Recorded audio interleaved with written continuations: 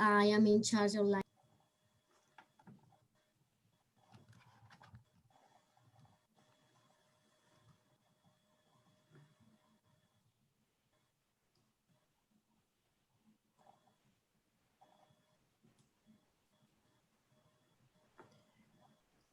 All right, welcome everyone. You have joined the webinar from MICASA Resource Center, Recipes for Resilience. My name is Frances Williams. I'm the Business Pathways Manager here at MICASA. I'm going to take us here really quickly through just some guidelines for this evening. We are live now on Zoom. We are recording and we are providing a Facebook Live as well. So just want to make sure that you know, all of you have entered in and you're currently on mute, and that's just to help keep our background noise to a minimum. So if you are not on mute, please do so now. You are encouraged to be an active participant. You can use the chat feature to ask your questions or to make comments throughout the presentation. Also, please note, we are providing translation services this evening. So we have at the bottom of your screen, there should be or in your Zoom control panel, should be interpretation services button. You can click there and select which language is appropriate for you. So without further ado, please let me pass you off to Monique Lovato, our CEO.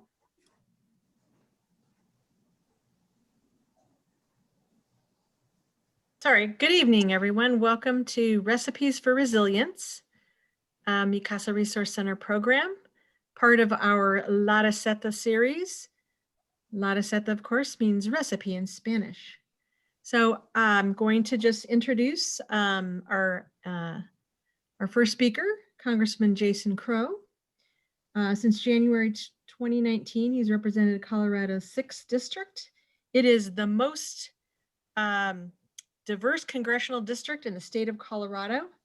He is a graduate of the University of Wisconsin and the law school here at Denver University, DU. He is also a former captain in the U.S. Army 82nd Airborne Division.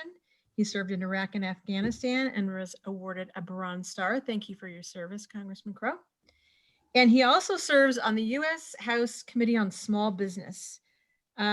His team has reached out to us a few times this year to get input from us and to hear what our entrepreneurs and our business owners have needed.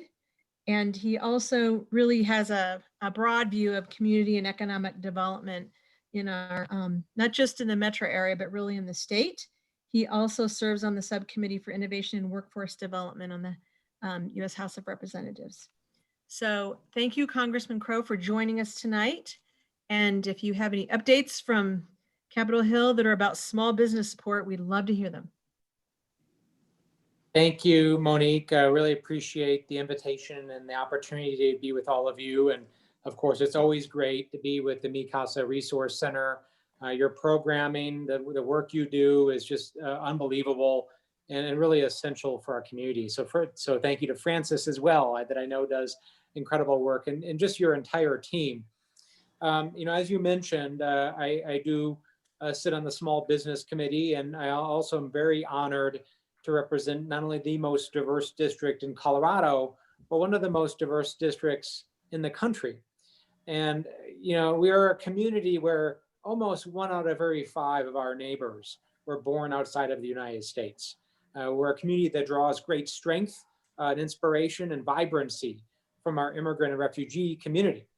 And one of those areas of strength and vibrancy is the entrepreneurship that comes out of our immigrants and refugees, many of whom start small businesses and restaurants and food trucks, which is just not only essential to our economy, but also essential to our community is in terms of who we are and the way that we live and the way that we connect with each other. So that's why, as a member of the Small Business Committee, I've been working really hard to try to make those businesses the focus of our work. Because let's be honest, we have an enormous health crisis. We have an enormous economic crisis, but the people that are getting hit the hardest are the small businesses. Those businesses of 10 or fewer. The large corporations, the large companies, the multinational conglomerates, the chains, they're going to be just fine. right? They can change, they can shut down, chains or franchises and then just open them up, in a couple of years when this crisis passes. But if we lose our restaurants, if we lose our food trucks, if we lose our local mom and pop shops, we're losing something really special that will never come back. So what we've done is we've been working really hard the last 7 months to get the PPP program just right, to get the EIDL program just right, and to continue to improve those. Now, they're not perfect programs. We know that.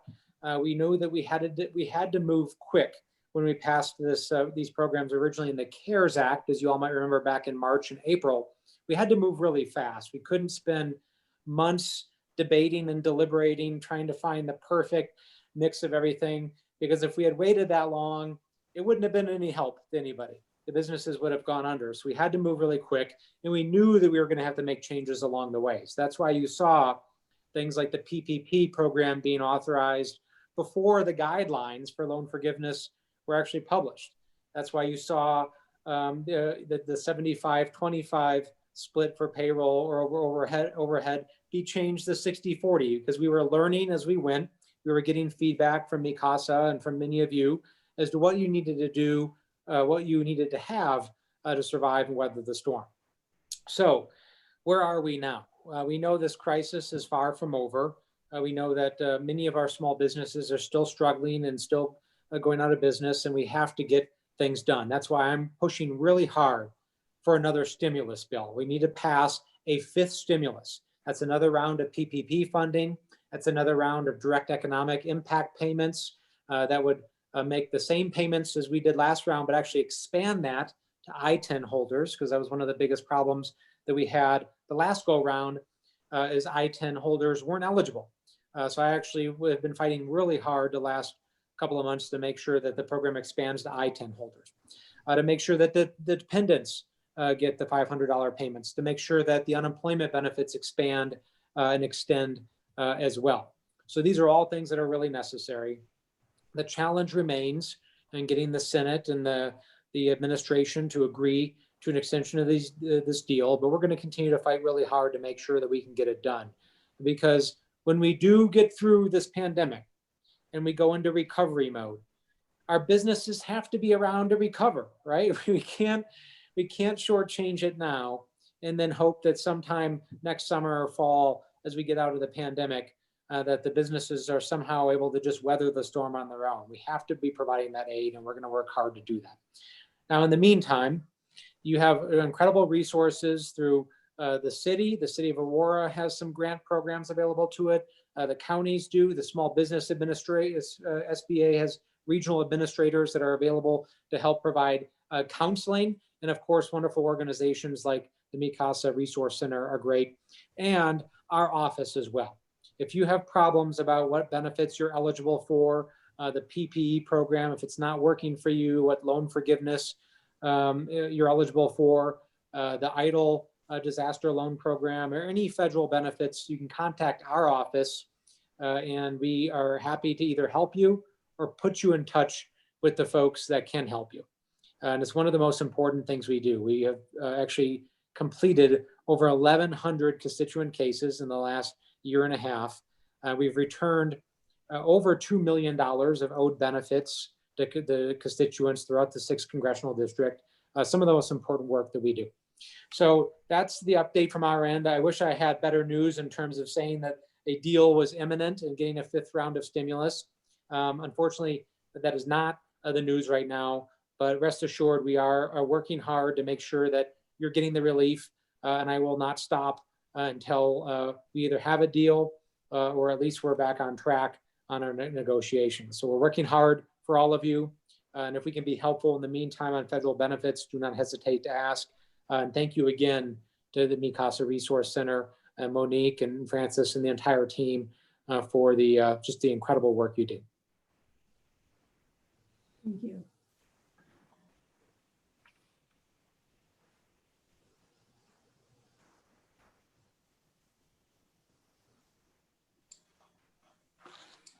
Well, welcome once again, everyone. Congressman Crowe, thank you so much for your remarks. And, I think for the small businesses on here, I think that we remain hopeful that there is a 5th round of stimulus. My name is Denise Earhart. I'm the Director of Business Pathways, and we are the host of the Women's Business Center, which, as you know, is part of the SBA. Our SBA partner, Francis Padilla, is a part of the audience this evening, I believe. Thank you, Francis, for your partnership. Our moderator this evening is Debbie Trujillo, Vice President and Regional Corporate Responsibility Officer for KeyBank's Rocky Mountain region, covering multiple states. Debbie has over 40 years, has over a 40-year career in banking and 17 with KeyBank specifically. And KeyBank was our first and still largest investor in La Receta, which Monique briefly mentioned, which is Mi Casa's mobile food accelerator, and launched in 2019 to train entrepreneurs like some of today's panelists to grow, start, or accelerate their food business endeavor. Finally, and most importantly, Debbie has been a steadfast supporter of Mi Casa Resource Center for more than a decade and served on our board of directors for 6 years. Thank you so much, Debbie, for being a community leader and your support of Mi Casa Resource Center. I'd like to turn it over to you. Awesome. Thank you so much, Denise, for that introduction. Well, I can tell you that tonight is going to be fun. It's going to be interactive. It is going to be an opportunity for us to learn from these small businesses. And I hope that you have a pen and paper in your hand so that you can write down the tips and the insight that you're learning from these particular panelists. So let's get started. We have a great panelist group for you. So I'm going to start by asking each one of them to introduce themselves briefly and to describe their business prior to March 2020. And let's begin with Angela. Hello, everyone. I am Angela with Taste the Love Cooking. I've been in business now for 6 years. I attended the La Receta program as well through Mi Casa. I specialize in Kansas City style barbecue and comfort food, Cajun Creole cuisine, and Southern desserts. I would say before the pandemic hit, we felt like we were on top of the world. Basically, we had a total, depending on the time of the year it was, up to 10 part-time employees helping us with different events and different type of jobs that we had going on and working. And things was just great. You know, we were doing, one of our largest events was Arapahoe County Fair.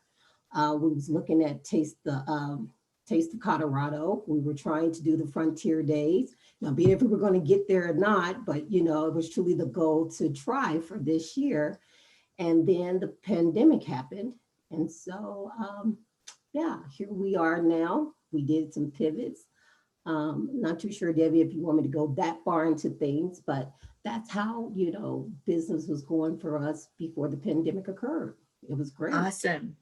Thank you, Angela. And we're going to talk about what happened after the pandemic in a moment. So let's real quickly just go to Laura Armendariz. Can you introduce yourself and tell us about your business? Hi, everyone. My name is Laura, and I am business owner of Chocolates de Laura. So I am a designer chocolate confectioner where I take ordinary food items such as Oreo cookies, Rice Krispie treats, and cake pops, and I transform them into exquisite chocolate treats. The biggest thing I think my business misses this year is the Colorado Chocolate Festivals. The biggest one I have is at the Arapahoe County Fairgrounds also. I miss the shows, but a lot has happened. The business, I was actually still working a full-time job before the pandemic hit. And I know we'll go into stuff a little bit after, but after the pandemic hit, I quit my job and fully relying on the business 100%. Thank you. Nancy.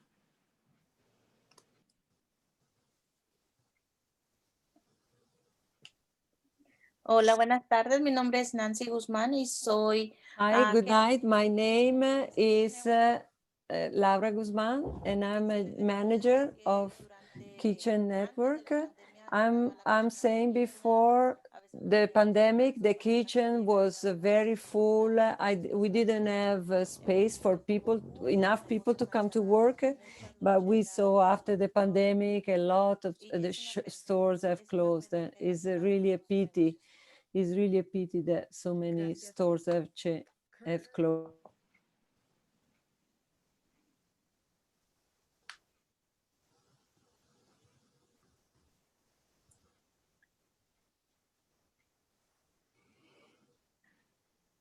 Kurt, are you muted? Hi there.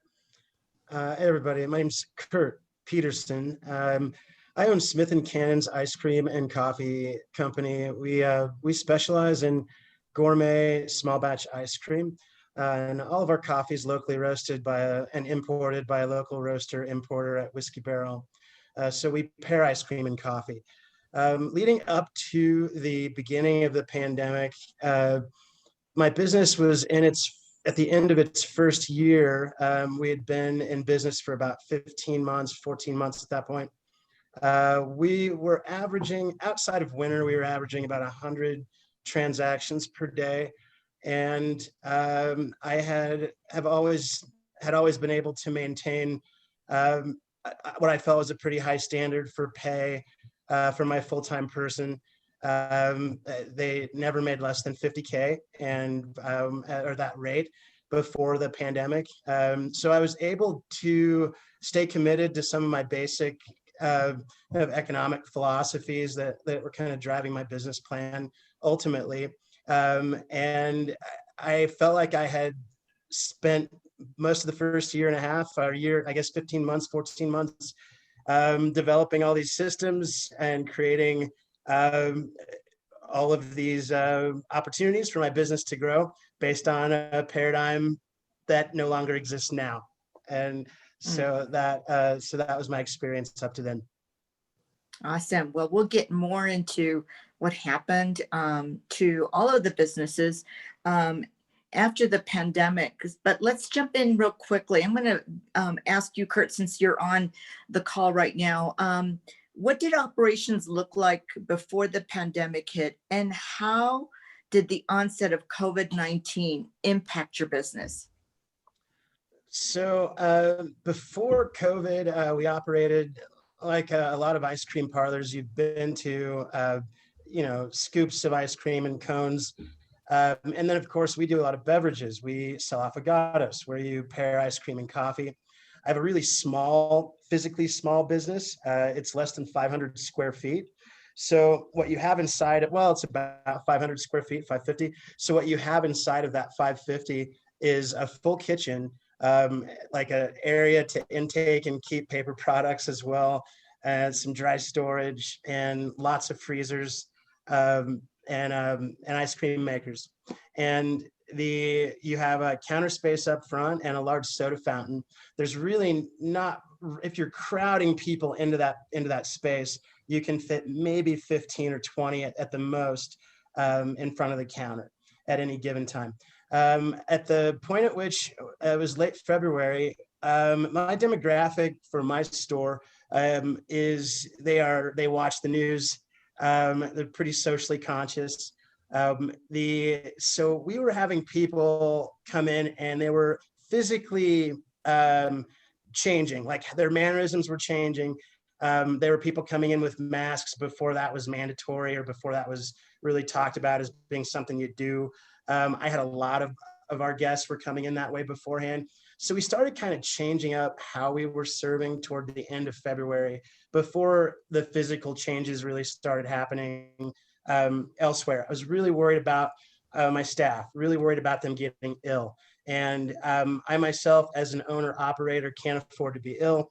I'm not replaceable right now at my business. So there was a lot of reasons why I had to be extra vigilant. What we changed. So what I did was, and this was pretty difficult to decide, but we started focusing more on packaged ice cream. That was something that I had been doing quite a bit of before. Since we do small batch ice cream and it's well known that there's only so much we're that place that does get sold out on ice cream. I can only produce so much.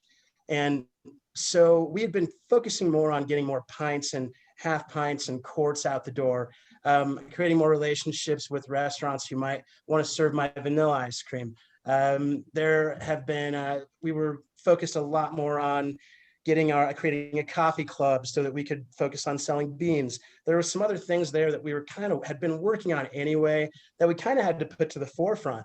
But there were a bunch of things I invested in on the lead up to COVID that just went bust. I lost thousands of dollars on. I created a program to actually facilitate manning you or creating coffee for your coffee station at your business. So at your break room, we would deliver an air pot of coffee that would last 2 people all morning, and then come the next day with a full pot and exchange those. And I had bought all of the air pots, the new brewers, created new plumbing in my really small space to facilitate a commercial brewer for those air pots. Created a new coffee channel to facilitate that type of coffee, the whole 9 yards. It was about $7,000, $8,000, and then hundreds of hours of my time to kind of put it together. That went bust. We had 4 or 5 of Denver public schools were interested in having us take care of their break rooms. Of course, who wants to hang out in their break room in March of 2020? And it just rolled downhill from there. So we did have to make a big pivot. Is this the part where you want me to tell you that part? You know what? We'll pause here because we'll talk Okay. about that in just a moment. But Got thank it. you. Awesome. Nancy, can you tell us how the pandemic affected your business and on the onset of the pandemic?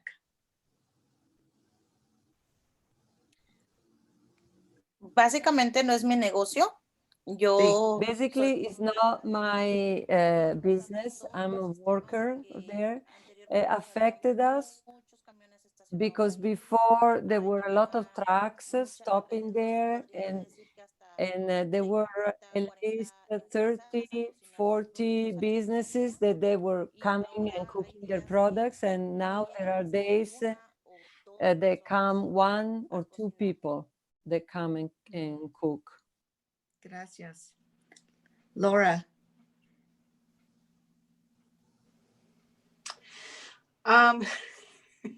That's a little bit tough for me to answer because I was still working a full-time job and trying to figure out everything in the back of my mind that Mi Casa kind of taught us. I've been taking baby steps, a little bit one at a time. I've been in business now 2 years, if I'm not mistaken, 2 or 3 years.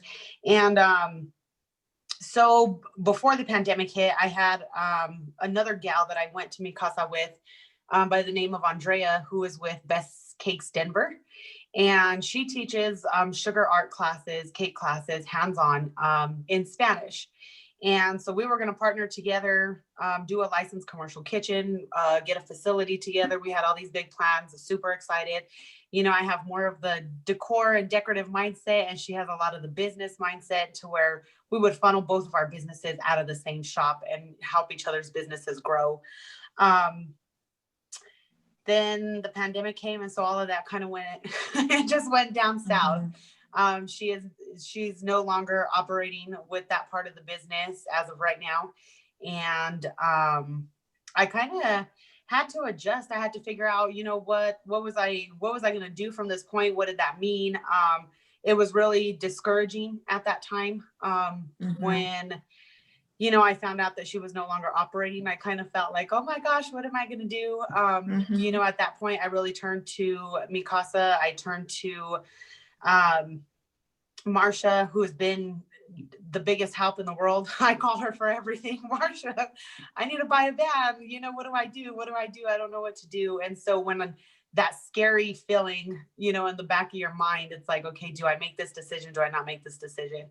I've been able to turn and lean on to my teachers there at Mi Casa. And so that's kind of where I'm at with the whole situation and the pandemic. So. Wow. Thank you. Angela, you want to share with us?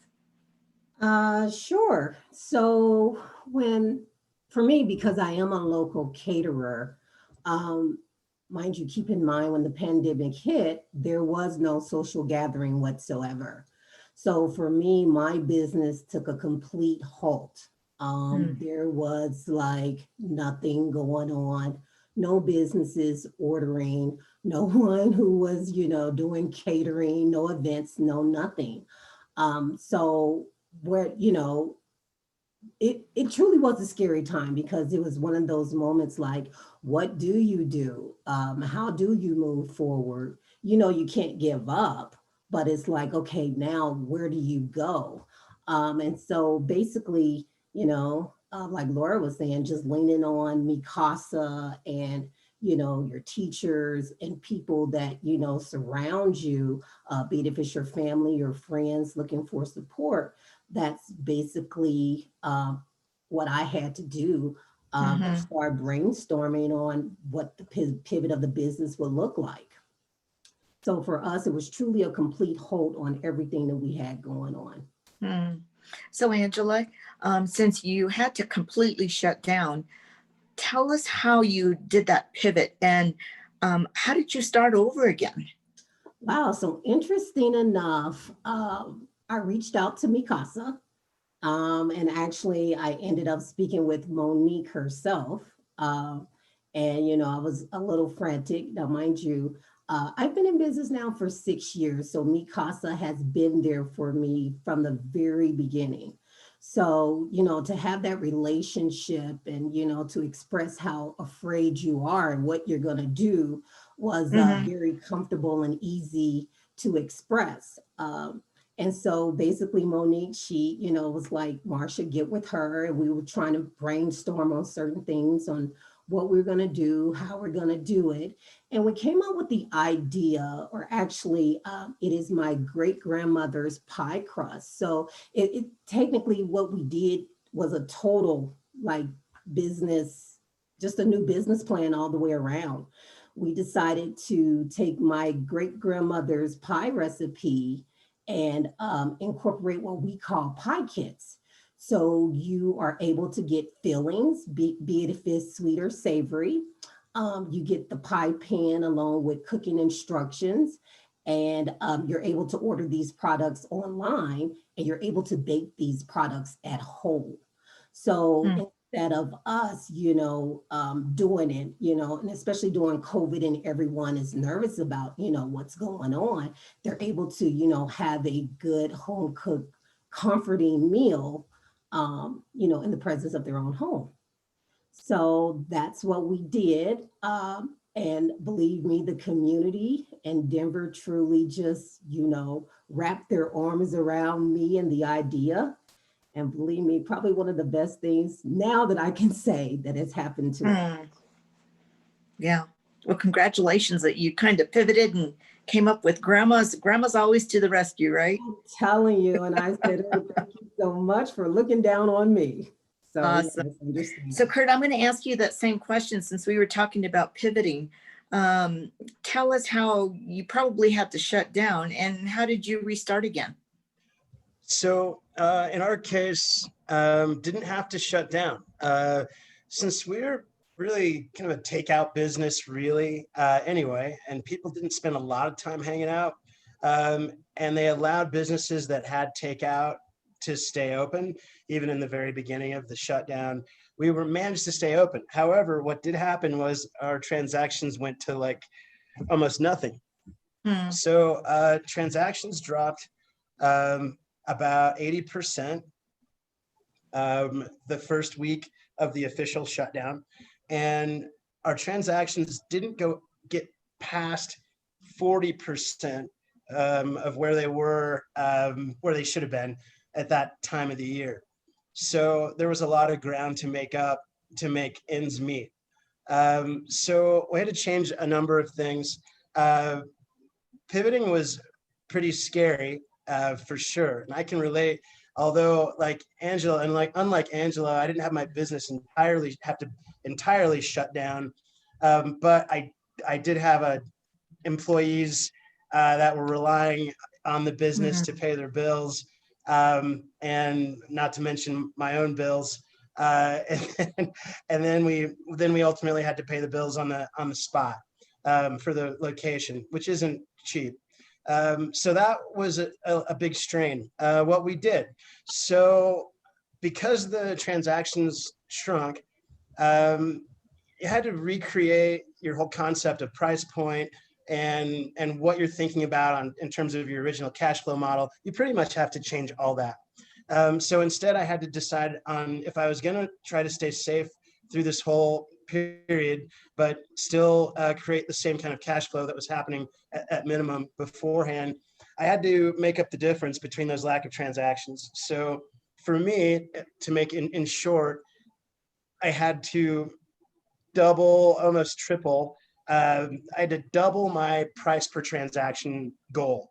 And how I did that was change my price points, created some ways that people could take packages of ice cream out of the store, started really leaning heavy on the coffee beans. That's when we created the Coffee Bean Club, the Stay Fresh Coffee Club, where we provide beans for our members for 25% off if they buy a certain amount of beans.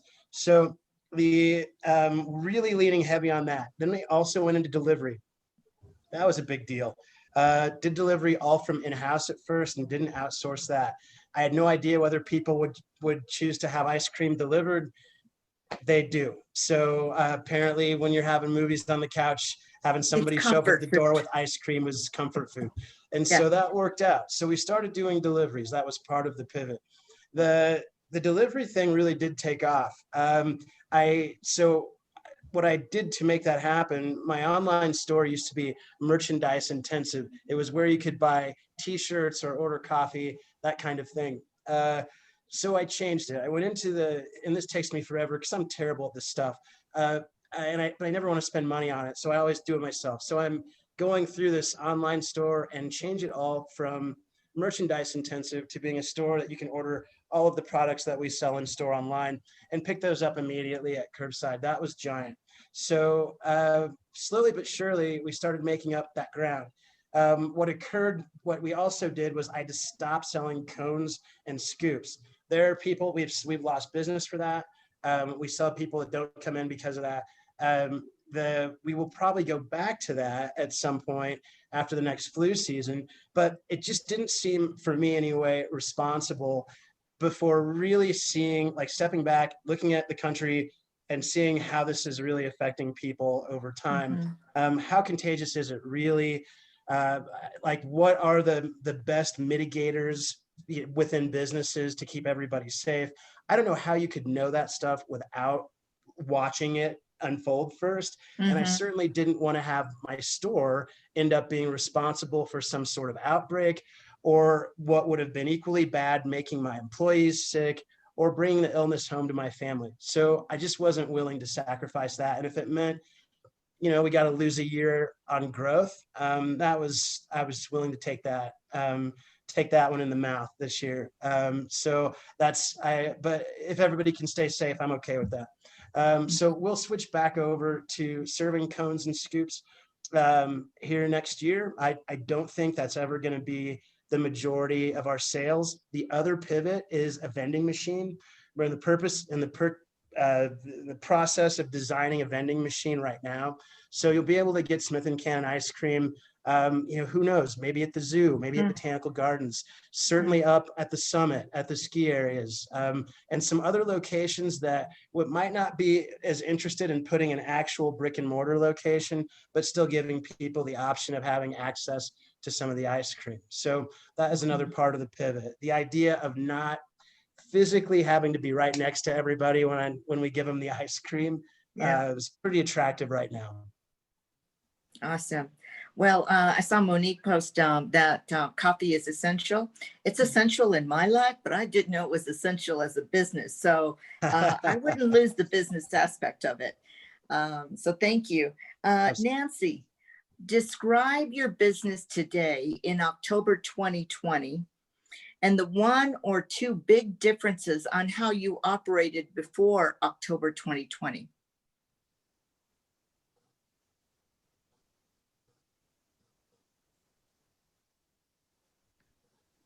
Híjole, ¿cómo actuábamos? Todo era normal. How we were acting before everything was normal. People were coming and going. People were hugging or touching with hands and say hi. We were doing business, and when the pandemic started, everything restructured. We couldn't touch, we couldn't exchange affection between each other, and the clients started to diminish. And now we are the same. The businesses have increased a little bit, but it's been really difficult. In my life, I didn't feel any change. In my personal life, I felt a lot of changes in my work. What did you do to change at work? We are supporting. So we are not, for example, charging everything. Many stores and many businesses are restructuring themselves, and we are trying to support them in everything we can. Also, our kitchen is a no profit, so we are basically available to all businesses to really support them. What are one or two big differences on how you operated before the pandemic that you're doing today? I used to look at other small business owners, and I'm just like, where do you get your ideas? Where does it come from? But it's crazy when you're put to the test, and when you have a passion for what you do, it's like these ideas, they just come, popping up all over your head. And one thing that I did is I figured, okay, everybody's at home, kids are at home. It's time, for family time. I know a lot of these parents are going crazy with their kids. What's something that my business offers that they can do with their children at home to make it fun? And so what I did is I started making DIY chocolate kits. So my very first kit was a cake pop kit where they can do it with their kids. It comes with the instructions. It came with 2 different kinds of chocolate, a bunch of sprinkles, pre-rolled, a dozen of pre-rolled cake pops. So kind of thinking outside of the box, like what can they do at home, but they're still going to enjoy. They were a huge hit. I've had a bunch of requests for those since March. But so that's still in the works. So I'm thinking of probably bringing that back now for the holidays. Like I said, I was really discouraged, when I had all these plans with another Mi Casa classmate, and I was super excited, and then everything kind of it went berserk. And I think what has helped me grow since the pandemic, number one is I had to rely on faith. 2, I had Marsha right there next to me. I make her hold my hand. And 3, it just happened. So instead of my business decreasing, like I said, I was working a full-time job. I was I wasn't bringing in very much, to be 100% honest with you guys. Some months it was like $600, some months it was $1,000. And now I can't even, the numbers are ridiculous right now as to what it is that I'm bringing in. So Mother's Day, I think that's it just happened. I don't know how to describe it to you guys. It just happened. So for Mother's Day, I think because there was nowhere to shop, a lot of small businesses that are online businesses obviously weren't shipping. Shipping was delayed. There was nowhere to go. I mean, the city was shut down during those months. So there was nowhere to go and buy flowers and chocolates. And before you know it, we just started posting on social media. I asked a few family members, a few friends. Everybody has like Snapchat, Twitter, Facebook, and it blew up. I started out with having to dip like 400 strawberries and a few other different treats. Well, then before you know it, I ended up dipping 1,000 strawberries, probably over that. And I mean, people, ever since then, my inbox has not stopped. From Mother's Day to the 1st of June, I put my notice in at work. From June to right now, it has grown so much that I kind of feel like I need to hit the brakes. And I tell Marcia that all the time, because I feel like it's just going too fast. Yeah. And I'm like, okay, wait, I still need to get this in order. I still need to do this in order. Since then, I've hired an employee. I've purchased my first delivery vehicle. So I don't do deliveries because I'm doing such a high volume of orders right now. It's impossible to try to schedule deliveries. I do candy dessert buffet tables and balloon decor as another revenue stream coming in. And so that's what the vehicle was for, was to be able to load everything in that I need, be able to blow up the balloon garlands here at the house and load them in. Another way of thinking that really got the business and the name out there was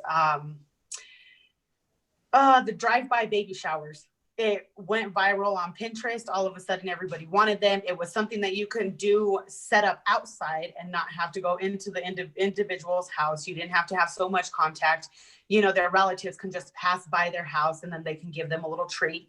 So everything that I made for them individually, it was all individually packaged. They can give their family member whatever it is that they wanted. So I was still able to operate and still able to help people in their baby showers or their weddings or whatever occasion it is that they had, to be able to still see their family members, get their gifts, and be able to give them something like that. So currently I'm actually, Kurt, I'll have to connect with you. I'm looking for a space. I am looking for a space. You know, me and Marcia, we've been talking a lot back and forth. And right now it's a lot of praying and it's a lot of thinking, because I do need the hands. I need the assistant, you know, I need the space. I have my mom's house. It's a decent sized house, but it's to the point where now I need to do some plumbing work to be able to get an industrial size sink in here. You know, and that's kind of where the business is at. So that's where I'm a little bit stuck. It's like, it's going a little bit too fast, you know, and it's growing, which is a good thing. I mean, I didn't even, if you asked me back in June where I would be at today, I mean, so much has happened. I mean, I went and bought a vehicle. I still can't even believe it myself. And so now looking for a place. And I mean, that's another big scary move, you know, still trying to figure out how am I going to have this assistant, trying to train the assistant, trying to be the creator, being the producer. You know, I made my mom laugh the other day. I was like, man, I remember when I was like unpopular, you know, and my cell phone never rang. You know, I was always, I don't want to say the outcast in school, but because I didn't drink and smoke and do what everybody else did, I never got invited to anything. You know, I was always like, I'll just be the DD. If you guys need a ride, give me a call. So, you know, and now I don't even want to look at my phone because there's so many messages and they're coming from everywhere. They're coming from emails. They're coming from the website, Facebook, Snapchat, Instagram.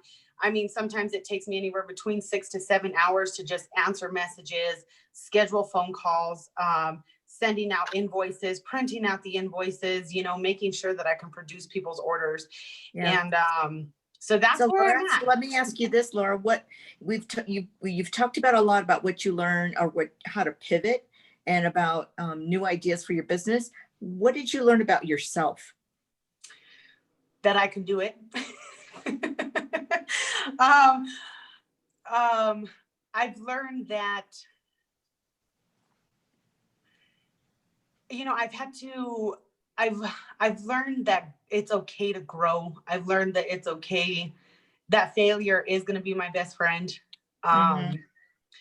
There's been a lot that's come up against me in the process of all of the positive. There's been a lot of backlash, a lot of negative, a lot of obstacles to go through.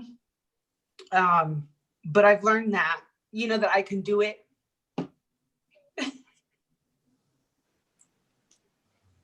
And we support you, Laura.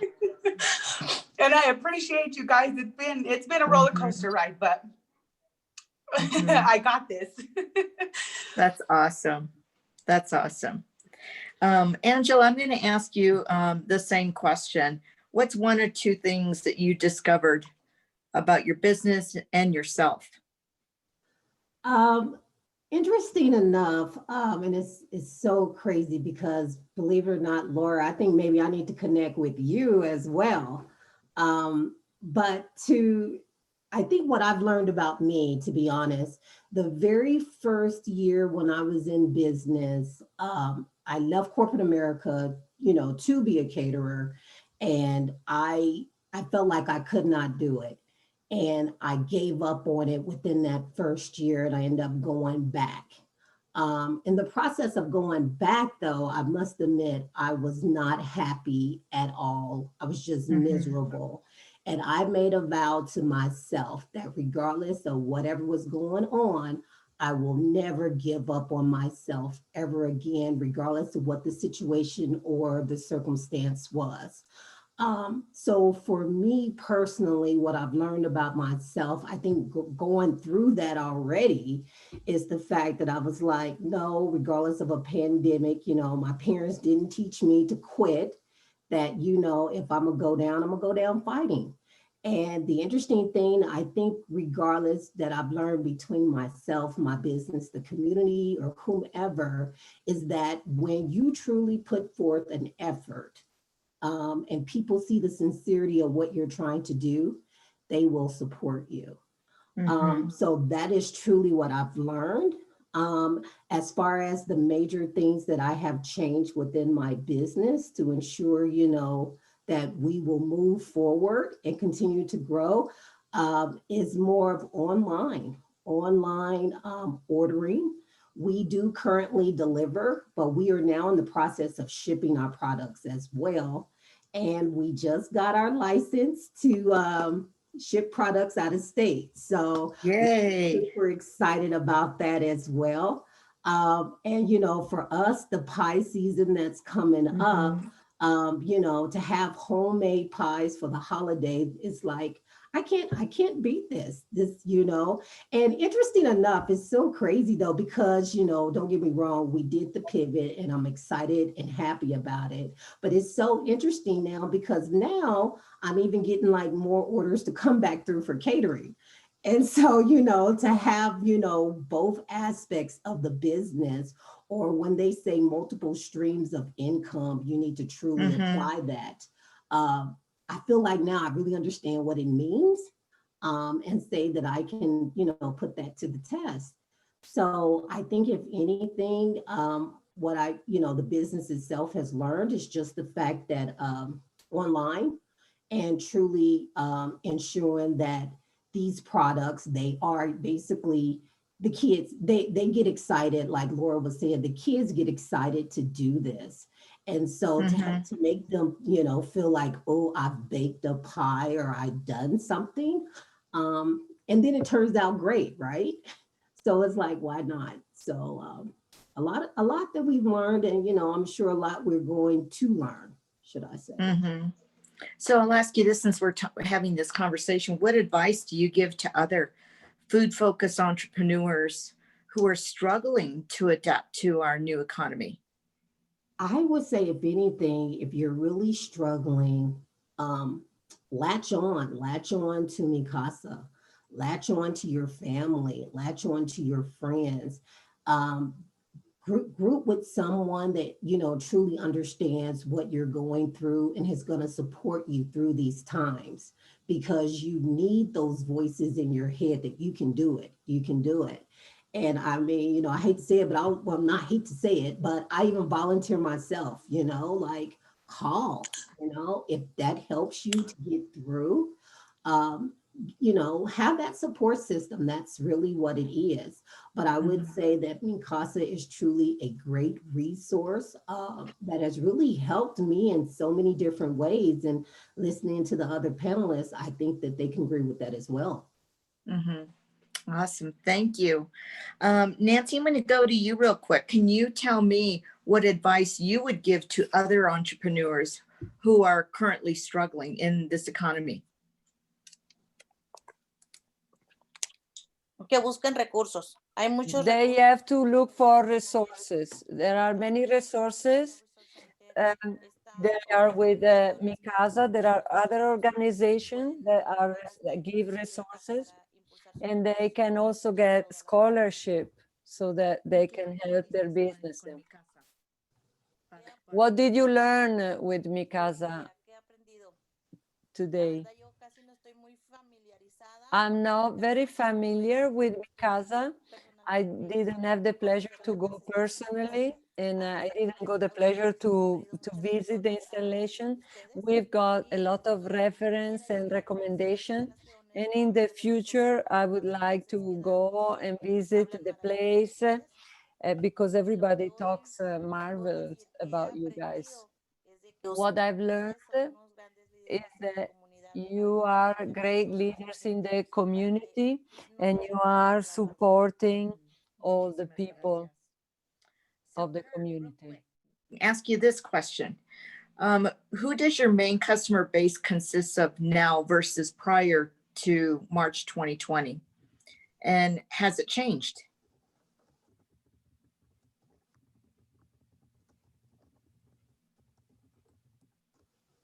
That for me? Yes. Okay. For you, Kurt. Right. So it has changed quite a bit. So we developed a fairly large constituency from switching over to online. So when we started really focusing on the online store and creating those relationships, a lot of those relationships stuck.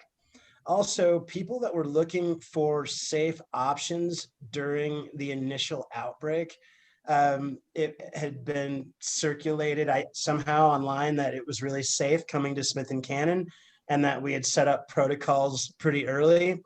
That's true. Again, I was really worried about my employees getting ill. And so pretty much right at the outset, we installed a lot of, I guess, protocols for how you order there and how people engage. So other people that had friends that were also looking for safe options started coming. So we actually, it's funny, we have about a dozen families that live in Parker that order ice cream from us every month. We have families way out in Glenwood and what's that, Green Valley Ranch out by the airport. Oh my gosh, we have so many families from out there. And then families from up in the mountains where I live that were looking for delivery options. So in Evergreen and Golden and on Genesee Mountain and Lookout Mountain, all of a sudden people were ordering ice cream for delivery, and that has stuck. So that's happened. We also have a lot more coffee business now after having to really lean on other income streams. You asked Angela what she would suggest to new business owners, and I would say think about your product and don't just think about it because we all do, but step outside of the box for a little bit. It's okay to humble yourself. Ask as many people as you can what they think about products like that, and have they bought products like yours in other places that stands out in their minds. What about those experiences stood out in their minds? Humbling yourself and thinking outside of the box is really important. And I found I felt like it was like I had hit kind of this dead end for about 24 hours. I was really depressed trying to figure out what am I going to do? I just wasted a bunch of money on programs I'm never going to use. That's just out. And now I've got to figure out how to sell this fairly unique product in this really compromised environment. And it does require that you think outside of your box a little bit. I think that's really important. Now, now people that are coming to the store now that don't, or that didn't before, here's another interesting one, is the neighborhood. So we have a high school that's 2 blocks away, East High School. It's one of the biggest high schools in the state. That's a couple blocks away. We have the new gym that's on Josephine and Colfax that has really not totally been re-engaged yet. A number of the restaurants in the area that used to draw people into the area for dinner are really only operating at about half capacity and about half energy. So that's really rough. So we have a lot of people from everywhere else, like spread out all over the place, that are now Smith & Cannon family members and regulars. But we have lost quite a few of the people that used to be because of their jobs and because of school and the other things they were doing were in the neighborhood fairly regularly that just aren't anymore. So the other thing you have to remember is a small business, whether you've been doing it for as short a time as I have, 2 years, or as Angela is kind of like getting her stride at 6 years, Yeah. like you have to always remember, unless you're frankly nationally branded, there's a really good chance that only 15% or 10% or 5% of the population in Denver has ever even heard about your business. So don't stop attacking new guests every day. Don't stop. Like you not only have to farm the people that are current clients, and if you're doing a good job of that and keeping a loyalty program that is current and staying on top of that and communicating with those people, that's important. But don't forget about new business. Like you have not exhausted it yet. Whether you're thinking in your mind that you have or not, you're not that big, you're not that broad. Don't ever think that there's not people left for you to talk to about your product. Great piece of advice. I'm just curious, how did you pick yourself up from that depression side of it, that you reached for that 24 hours? What was it inside of you that got you back up? Well, I think everybody's got to find that thing for themselves that drives them to do what they do. One of the reasons I named my business after my daughters is because for me, my business is about a legacy. And so I don't really have any choice. I wake up in the morning and the first thing I see is Smith and Cannon, and that's what I got to do. So I go to work for them at the place that's named for them. And everything that I do in the daytime at that place needs to reflect the kind of excellence that I want them to associate with themselves. So I didn't have a choice. I couldn't stay sad long. But you just can't waste time. And right now, especially, you can't take any opportunity to sell your product for granted. That's super important right now too. But be smart. This fall is going to be really difficult.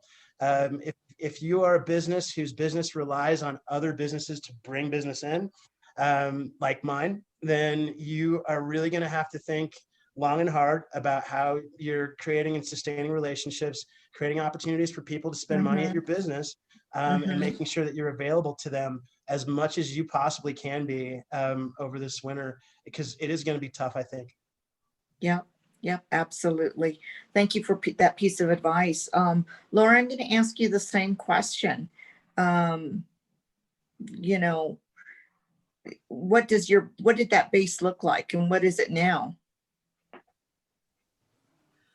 So when I first started, a lot of my clientele started off with just social media. Facebook and Instagram are my main platforms. I really wanted to branch out from that point and start doing wholesale. So me and Marsha, we sat down, we brainstormed, and that woman knows a lot of people. So if you guys haven't met Marsha yet, you got to meet her. And so I met a few individuals that do gift baskets here in the state of Colorado. They were both interested in my product right away. I mean, you kind of get afraid to email people because we don't like the word no. And no, they were both interested. When I emailed, we sat down, had some meetings. I was super excited, getting ready to start funneling, my business through them guys. Once again, like Kurt just said, there's always potential clients out there. The whole entire state of Colorado doesn't know who you are.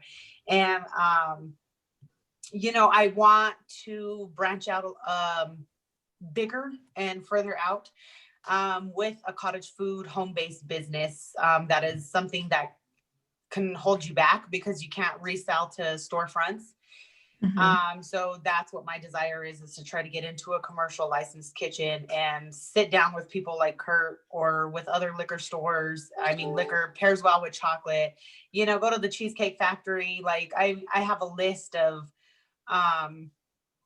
people that I want to reach out to. I want the growth. It's really thinking outside of the box. So, Another thing that I've done is I teach online classes through Facebook on what it is that I do. A lot of my customers are girls from all over the place. I don't teach anybody in Denver because I don't want to teach them my business. So I do have a lot of other clients that are from out of state. I actually reached all the way out to a gal in India. So that was really cool. So I have a little over 200 students. And I mean, I've even reconsidered maybe redirecting the business. And one thing that has always been a desire of my heart is traveling around the world. And there's a gentleman that I met that does cakes, and he travels around the world, comes in, teaches you how to do these amazing, gorgeous cakes. And I was like, well, why can't I be one of the treat sisters and, you know, travel to their states and go meet these girls, and we'll do hands-on classes and have a good time at the same time and get paid for, you know, doing that. I don't know if that's something that I'll ever pursue, but that is something that I've considered because I do want my name all out there in the world.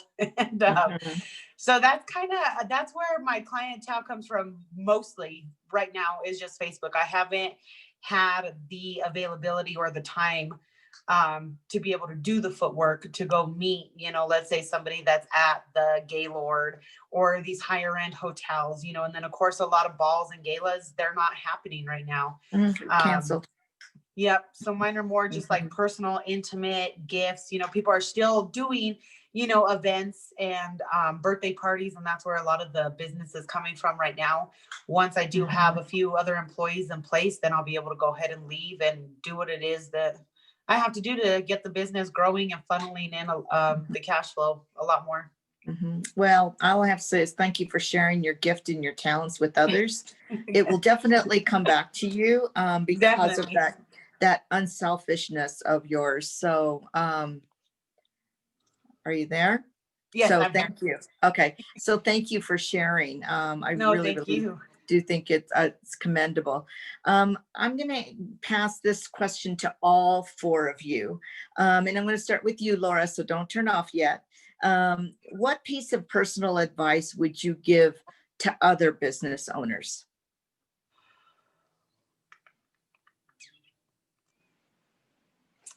That's a good question. You know, don't give up. Worst case scenario, you end up having to go back to work for somebody else.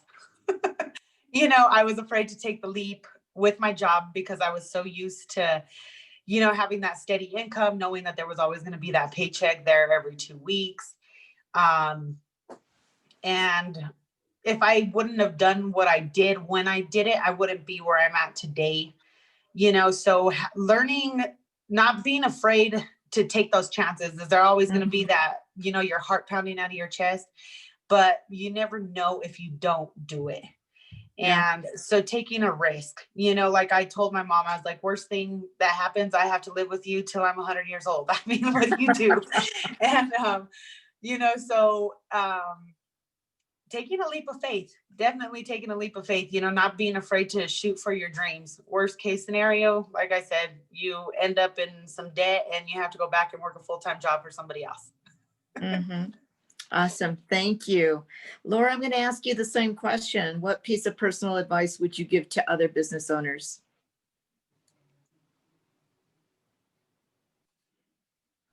Okay, so I just answered. Who are we going to next? Oh, I'm sorry. Angela. Sorry. I think if anything, the advice that I would give would be, wow. Well, as everybody been saying, think outside the box, use your resources. I really do believe that that is a huge one. Understand that, you know, the gifts that you truly have inside you. And I really do believe that what you already have inside you, you can use those gifts to transform them maybe in a different aspect or a different view. And I do believe in the resources, you can use those to help bring out what those different or what that new path might look like for you. But just truly, you know, understand that the resources are out there. Don't be afraid, or you can be afraid, but go anyways, you know. just do it. And, like Nike said, just do it. And I do believe that if you put forth that effort, I think you will come out on top more than what you think, to whereas, you won't have to go work for no one else. You might not be able to hire as many people as you want to, but you'll still be in business. Awesome. Thank you. Nancy, Nancy. your one piece of advice you would give to another business owner.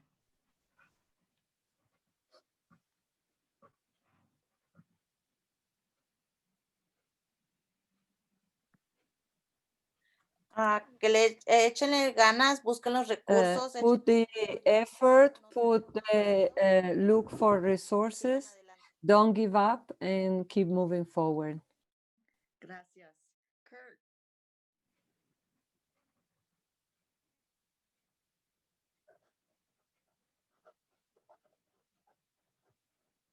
Same question, Kurt. What one piece of advice would you give to another business owner or Well, owners? Whenever I get stuck, I try to remember why I'm in business, why I wanted to be in business. Sometimes you can find the answers to your questions just by asking that really simple, kind of fundamental question to yourself. And whether that answer is ideological or financial or some blend of those things, sometimes that's where your answers are at, really. Awesome. Thank you. So I'm going to kind of wrap up. I'm going to give these points of advice that we heard from the panelists. For those of you who are on the call and you're looking to maybe start a business, or you're looking to try to keep your business going, this is the advice you heard tonight. Think outside the box. Don't give up. Seek your resources. Seek the gifts that are inside of you. Understand that you're not alone. Just do it. Give everything you have. Forge forward. And remember why you're in the business. And I have a sign that's behind me that I'm going to show everyone, that I think is in each and every one of you business owners. It says, be strong. You never know who you're inspiring. And so to the panelists, I say, tonight you have inspired a whole group of business owners. And for that, I would like to thank you. And I would love to support your business. And so I'm hoping that, Denise, that information will be given out so that we can support these business owners. I am so proud to be your moderator, and I look forward to meeting all of you someday soon. Debbie, thank you so much for being tonight's moderator and just getting us really excited and just sharing a little bit about inspiration. As you know, this was recorded, so we will be sending it out to everyone who registered for the webinar. We'll also be posting it on YouTube Live, and it'll go out on our newsletter. We'll make sure to include all the individual businesses, their websites, and how to get in touch with them. But I also want to take this opportunity before we wrap up, because I know that a lot of small businesses have been taking advantage of the capital resources that have become available. So Energize Colorado launched the GAP Fund, which is approximately $25 million to small businesses. So they are doing this in rounds, and the second round opened up today and closes on October 19th. So for small business owners that are interested in accessing grants or loans, you can go to energizecolorado.com/gap-fund. Thank you, Francis. But I also want to take this opportunity to thank the Business Pathways team, Francis, Daniela, Marcia, Anna, Andy, as well as today's interpreter. I believe that was Sylvia Zani. The business owners that participated today that have been resilient through this season of life and have been rolling with it, right? Pulling ourselves up, getting up every single day and trying something different. So thank you, Angela, Laura, Kurt, Nancy, for your time today. And I'd also like to thank Congressman Jason Crowe for spending some time with us today. We hope that fifth stimulus package gets approved because it's very much needed for the businesses, the community that we serve. So thank you so much to everyone that attended. For more information on how Mi Casa can be a resource to you, please visit our website at www.micasaresourcecenter.org. Oh, wait, we have a Q&A still. It's wrapping up. I'm ready for dinner. Did we have any questions in the chat? Daniela or Francis? So no questions that came up on the chat. However, I encourage everybody, if you have questions, you're welcome to unmute yourself as well and go ahead and make your questions. You can I think someone had asked where Kurt's ice cream coffee shop was located. And my store is at York and Colfax. It's at 2260 East Colfax. We are in the Savageau building, which it's not quite 100 years old. It's a pretty old building on the, I guess that'd be the southwest corner. And a question just came up about renegotiating rent. No. Yeah. And the answer, well, the question was, did Kurt renegotiate his rent or get an opportunity? No, I didn't. And those are going to be those are really difficult conversations we didn't go over tonight. Communicating, I think that what would be really valuable if Mi Casa doesn't already do this, and I'm not familiar with the breadth of material that you offer as resources at all. But what I think would be really valuable would be some opportunities to offer some communication, maybe classes or maybe seminars or on how small business people can talk to landlords. How do you have those communications? How do you chat about renegotiating rent without, I guess, just shaking in your boots if you've never done that before? It's like asking for a raise at a job if you've never done that before. It's like having those kinds of communications and being comfortable in those discussions is really important. So there wasn't an official opportunity to renegotiate rent, but we will be. So after chatting about it, we'll be talking about it again here in about 6 weeks. What we did do, we did negotiate some timeframes on rent over the beginning of COVID. But it was nothing like renegotiating the rent or the values or anything like that. I do say to anyone out there who's thinking about getting into a brick and mortar location, on some levels, this is a great time to do a turnkey business. The problem is you've got to be willing, and so does the potential landlord, to talk about what the real value is of a property right now and how that really looks. So what I suggest then at that point is talking to first a commercial real estate broker who can take you to a dozen properties and you can get kind of a ballpark in your mind. But just going to the properties and looking at them doesn't really do it. Talking to the actual property owner is what does it. Like, that's how you have a conversation about value. That's how you have a conversation about whether rent should be going up or down, frankly, right now over the course of the next year or 2 years. So that's those are important conversations to be able to have. So can I, hi, I'm Ashi. This is my mother, Maria. I would like to jump in here. A couple things. So just to kind of wrap up and comment on what Kurt was talking about, commercial real estate. I'm in real estate, residential mostly, but I dabble a little bit in commercial, and there's a lot of opportunity to take over as a subleaser. So with unfortunate circumstances, a lot of small businesses are closing, but there is room for growth for other new opportunities and up and coming businesses to maybe take over as a subleaser. So that's something to keep in mind. And I also wanted to ask everyone what their thoughts are. So my mother is hoping, and this is why we're here. I'm so excited for her because this is so inspiring.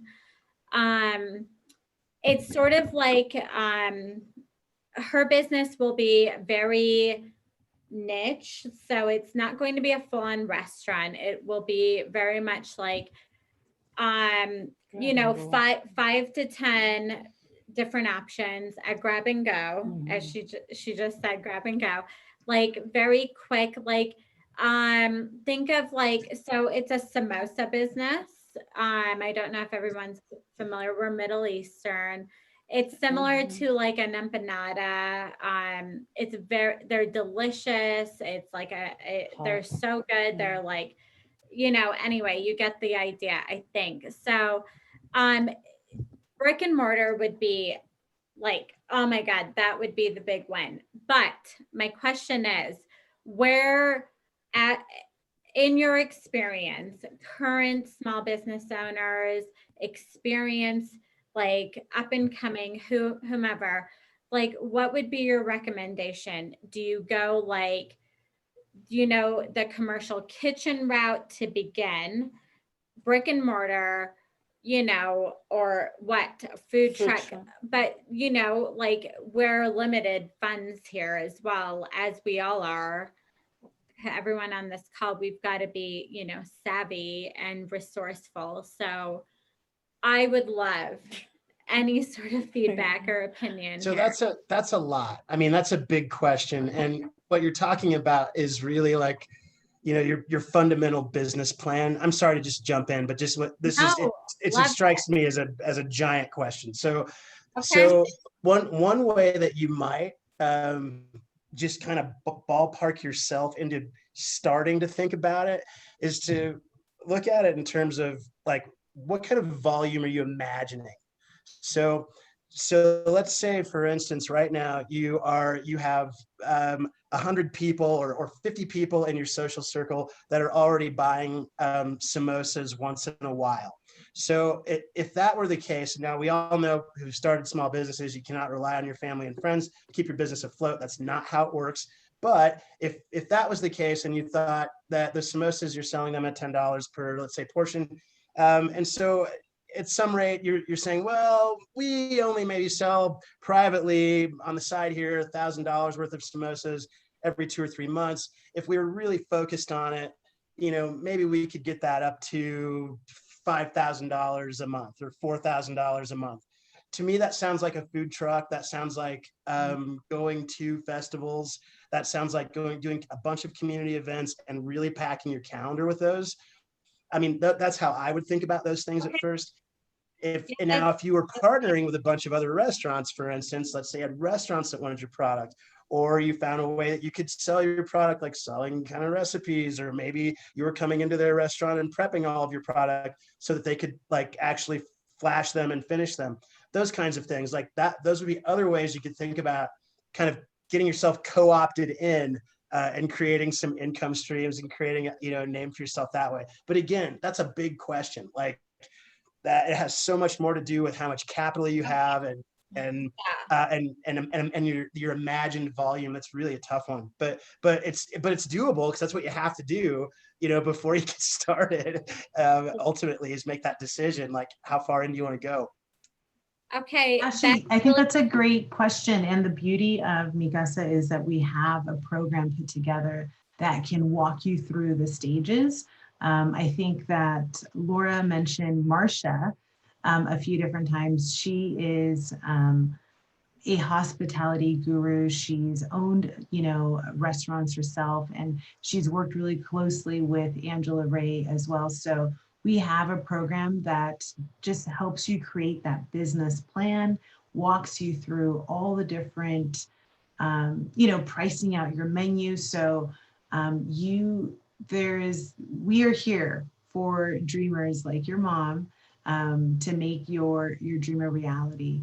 And that program is called La Receta. So I think that she should definitely take advantage of that. Yes. So I think we're meeting with you next, Denise. I Awesome. think, is that the next step, right? Well, yeah, if you could give us your information, we'll probably put you in touch with one. So business we're consultants. super early stages. Yeah. Like it's so early and but it's so cool to hear everyone's journey and experience. And for my mom, it's like she can do it because everyone else can, Absolutely. You can absolutely do it. Yay! No doubt about it. If I could do it, anybody could do it. Let's just put it that way. Like this has been so cool. It's really amazing. You guys are so inspirational. And Kurt, I know your shop. I've never been in it, but I used to live in the neighborhood. I'm like, oh my God. Oh, well, you really should stop by. Once you have a nitro cold brew ice cream float, you pretty much have a monkey on your back forever. So just stop by and invite the ice cream monkey to ride. Just do it. Okay. I'm sorry if I took too much time. No, that's great. Thank you so much for your really, question. Yeah, it's just really helpful because I just want to say this to wrap up, but I feel like there are so many people like my mother. I'm a different breed of human. I'm like, oh, I take what I want, but like my mom is, she's like, I want to do this. I'm like, well, let's get you to there. And she takes care of everyone else. Right. And I'm like, Mom, we got to get you to your goal, And so it's really cool to for her to hear and be inspired and have all these other cheerleaders other than her daughter who's like, yeah, you can do it, I'm her kid. So I don't know. Actually, well, that's a really special role that you have now to champion your mom, because I'm sure she's championed your goals. So that's the roles that we play in our family's lives. So she's really lucky to have you in her corner, and she's not alone, and you guys aren't alone. You have Mi Casa Resource Center. So No, she'll meet a lot of people along her journey and create new friends. I've met so many people that it's ridiculous. I want to make sure that we answer any other questions. Is there anyone else? I'll be done. Sorry.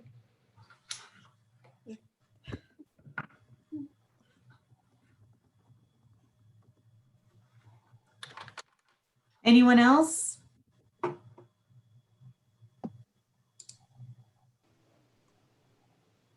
Did someone unmute themselves? No. Well, thank you so much. I can go through my recap all over again. Just trying to get you guys all off to dinner. Thank you so much for spending your evening with us today to hear about these resiliency stories, to hear about these small business owners staying positive. I hope that you saw yourself in them. And every time we talk to Laura, she said, if I can do it, anybody can do it. But Laura, you have something special. It's called grit, and that's what it takes. So I know that a lot of people on this webinar this evening have that. So I highly encourage you to visit our website at micasaresourcecenter.org to get more information on our programming, our one-on-one business consulting, and upcoming webinars. Kurt, you shared something. We do COVID response training. So we've done things from capital access to fraud prevention, but you said, teaching small business owners to talk to landlords. I think that's certainly a skill and a tactic that not every, it's a contract. People can be incredibly intimidated by that. So we are certainly going to take that to heart and explore the options there. So thank you so much, everyone. I hope you enjoyed this evening's presentation.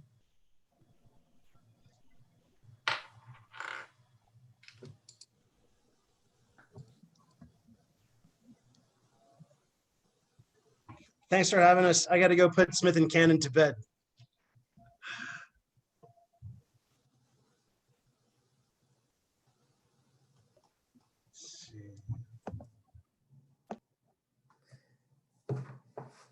Francis, this rocked.